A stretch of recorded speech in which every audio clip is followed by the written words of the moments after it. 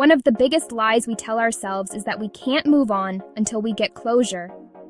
You have likely heard this phrase, or a version of it, whispered in the quiet moments of your own mind.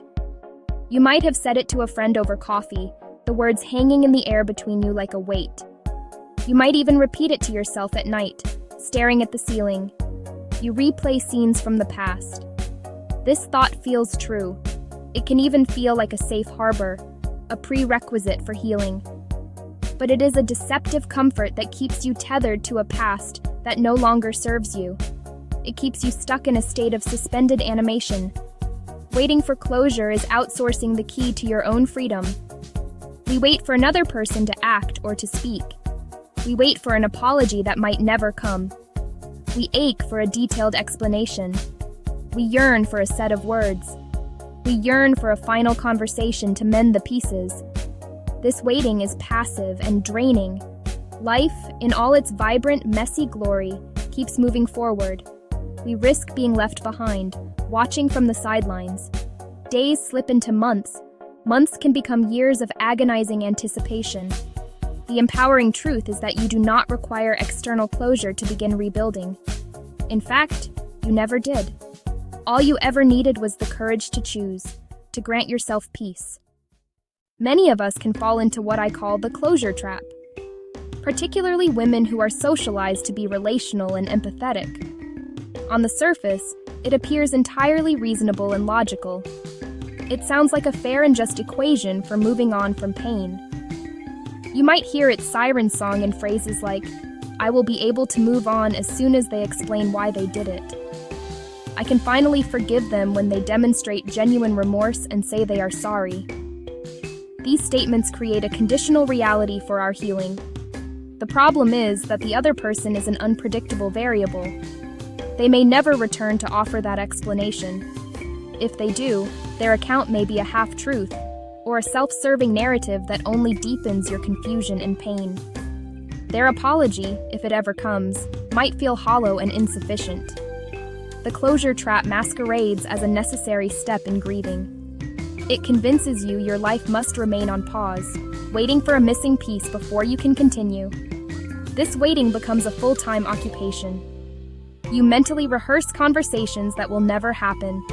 You scrutinize old text messages and emails, searching for hidden clues you might have missed. You create elaborate lists of potential reasons for their behavior. You turn yourself into a detective in the cold case of your own heartache. This emotional energy is finite. When it's all directed at the past, there is little left for your present or future. This state of waiting hands over the control panel of your life to someone else. Their actions, or more often, their inaction, set the tempo for your emotional recovery. Name the dynamic. I am waiting for closure. Then say, waiting for someone else will not heal me. The personal cost of remaining in the closure trap is immense, and it extends far beyond the initial emotional pain. When your life is put on hold, you are not simply pausing.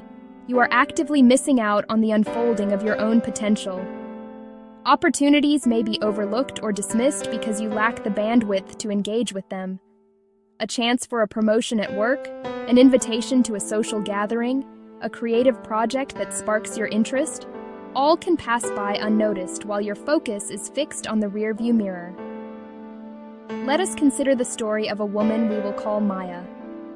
After being abruptly laid off from a job she loved, she spent over a year waiting for validation from her former company. She wanted an explanation beyond the generic HR-approved script. She wanted her boss to acknowledge her hard work and dedication. She turned down 2 promising job interviews because she told herself she was not ready to move on. She isolated herself from an industry she loved. Her days were consumed with replaying final weeks, searching what she could have done differently. The waiting did not bring answers. It cost her a year of momentum and a portion of her self-confidence. The waiting also taxes your physical and mental health. Anxiety, depression, and sleepless loops of if only and why. The true cost is vitality lost. Recognize the cost and start investing your precious energy back into yourself. One step begins the return of your power. The concept of closure has been romanticized in our culture. We see it in movies and read it in books, The dramatic final conversation, the tearful apology, the perfectly worded letter, the heroine walking into the sunset, free and unburdened. In messy reality, neat endings are rare.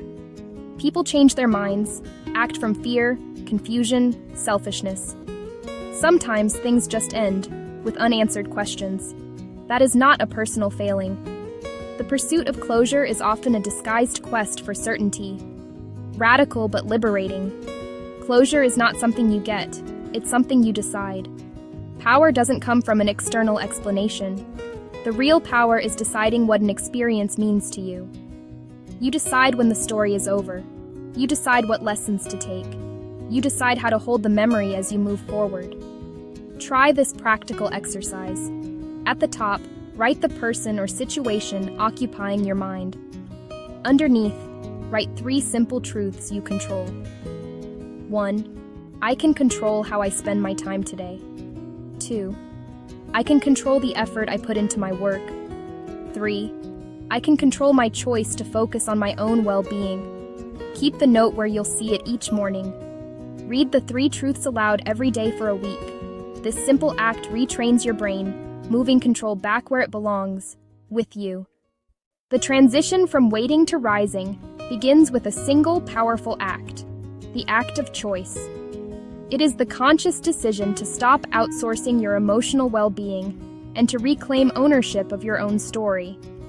Not a one-time decision, but a daily practice of small, deliberate choices. Choose to focus on what you can control, not on what you cannot. The past is raw footage. You can't change what happened. You do control how you edit it.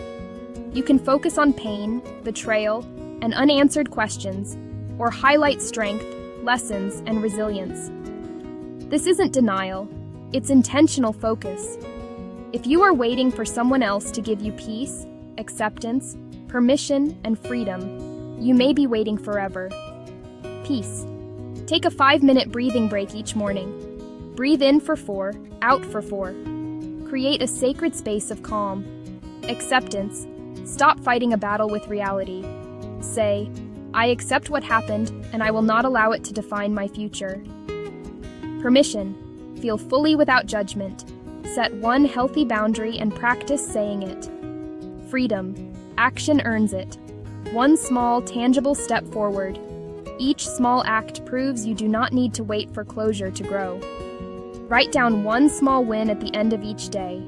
These wins build a narrative of agency and self-directed freedom. The power of choice is your most potent tool. Wield it with intention, and watch your life transform. Your future is not a distant shoreline that you can only reach after someone else gives you a map. It is a living, breathing entity that is waiting for you, right now, to take the first step toward it. You do not need a final, clarifying conversation. You do not need a perfectly worded apology. The power and permission you've been waiting for have been inside you all along. Today is the day you can make a different choice. Give yourself peace, even 5 conscious minutes. Give yourself acceptance. Release the past you cannot change. Give yourself permission. Feel fully and set the boundaries you need. Give yourself freedom. Take one small, deliberate action forward. Take one small action right now. When you choose to move, life has a way of noticing. Doors begin to appear. The world responds to your steps, not your stillness. Your future is waiting for you. Stop standing at a closed door hoping it will explain why it's shut. You do not need closure to begin. You only need the courage to choose yourself. Your life is not on hold. Decide your closure. Begin today. If this helped you move one step forward, like this video, subscribe, and share it with a woman who needs to hear. She already holds the key.